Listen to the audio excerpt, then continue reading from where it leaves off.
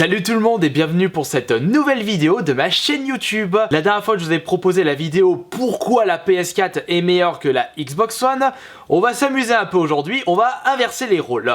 Pourquoi la Xbox One est meilleure que la PS4? Car j'ai remarqué que plusieurs personnes dans les commentaires n'ont pas compris mon raisonnement. Ce n'est pas parce que je dénigre une console que forcément je la déteste. À l'heure actuelle, je joue encore à ma Xbox One et si je joue encore à cette console, eh bien elle possède des atouts que la PS4 ne possède pas. Je préfère également vous préciser que, comme pour l'ancienne vidéo, cette vidéo est faite sur un avis complètement subjectif et personnel de par mon expérience personnelle de joueur. Donc ça ne regarde que moi, ce n'est pas du tout objectif. Alors rentrons dans le vif du sujet. Pourquoi la Xbox One est meilleure que la PS4 selon moi? Eh bien pour commencer, le prix des consoles. Je sais pas si vous avez remarqué, mais les promotions pour la Xbox One, eh ben c'en est à foison.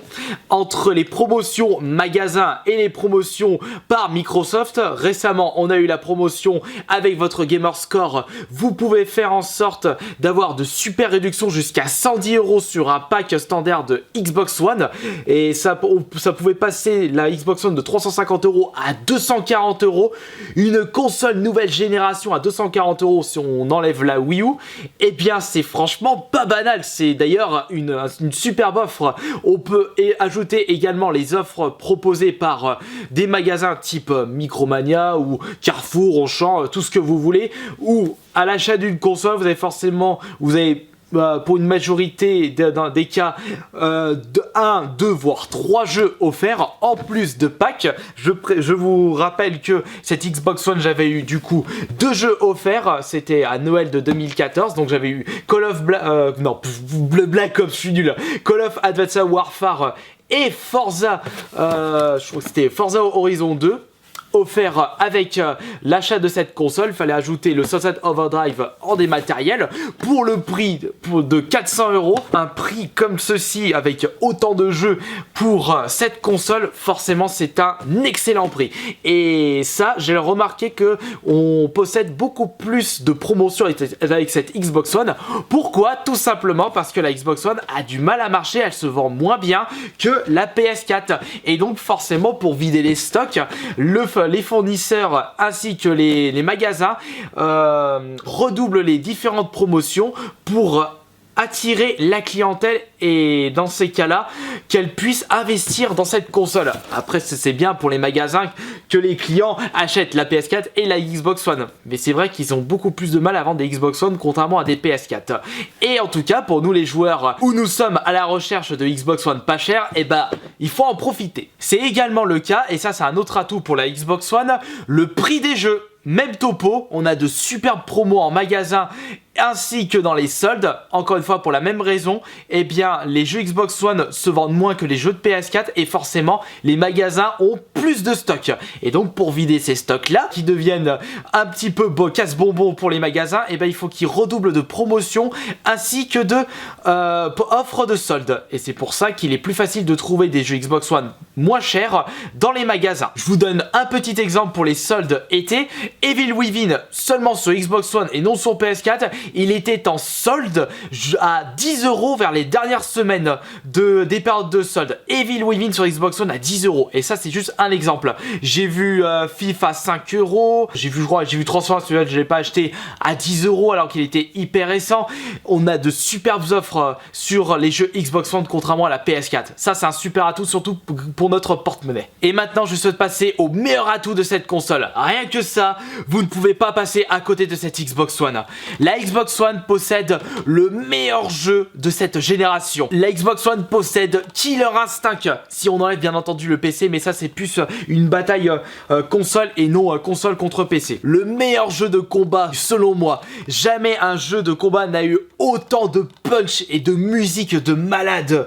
Rien que ça, mais franchement, je trouve que cette Xbox One est énorme grâce à ce jeu. Killer Instinct, mais allez-y, foncez, jouez à ce jeu si vous possédez une Xbox One, il est d'enfer. Et d'ailleurs, en parlant de jeux, eh bien, la Xbox One possède de superbes exclus à ne pas louper.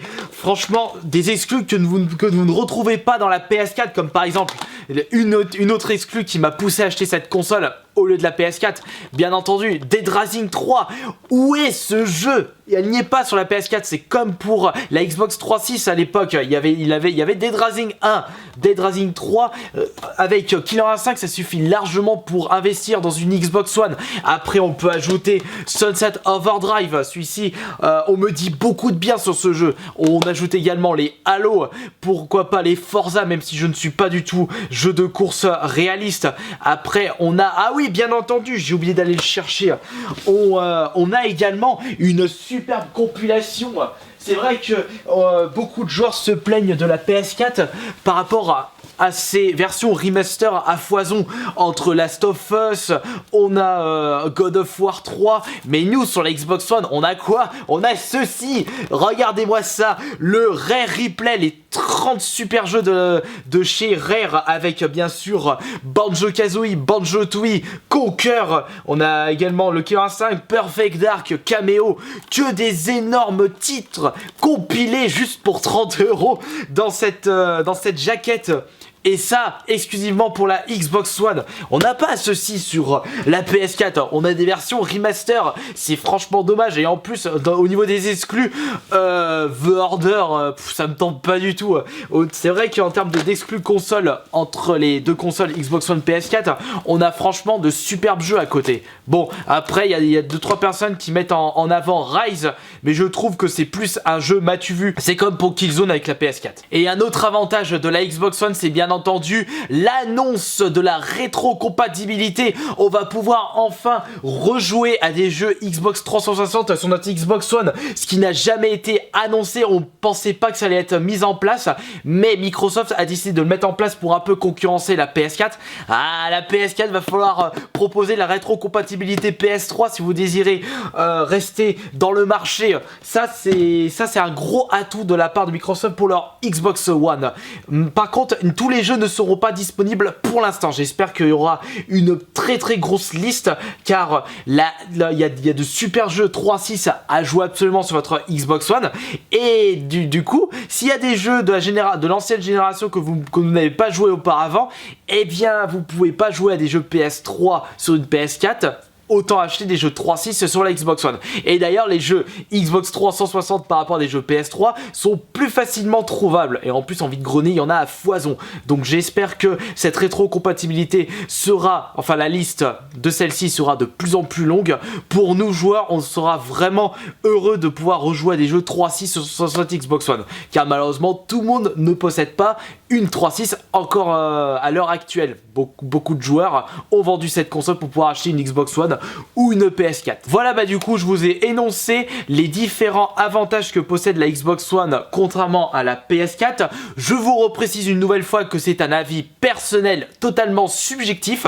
Je vous ai dit pourquoi la Xbox One est meilleure par rapport à la PS4 selon moi. Maintenant, si vous désirez me contre-argumenter à votre façon comme vous avez fait pour l'autre vidéo, la PS4 est meilleur que la Xbox One, eh bien utilisez les commentaires. Dites-moi pourquoi vous préférez la Xbox One par rapport à la PS4.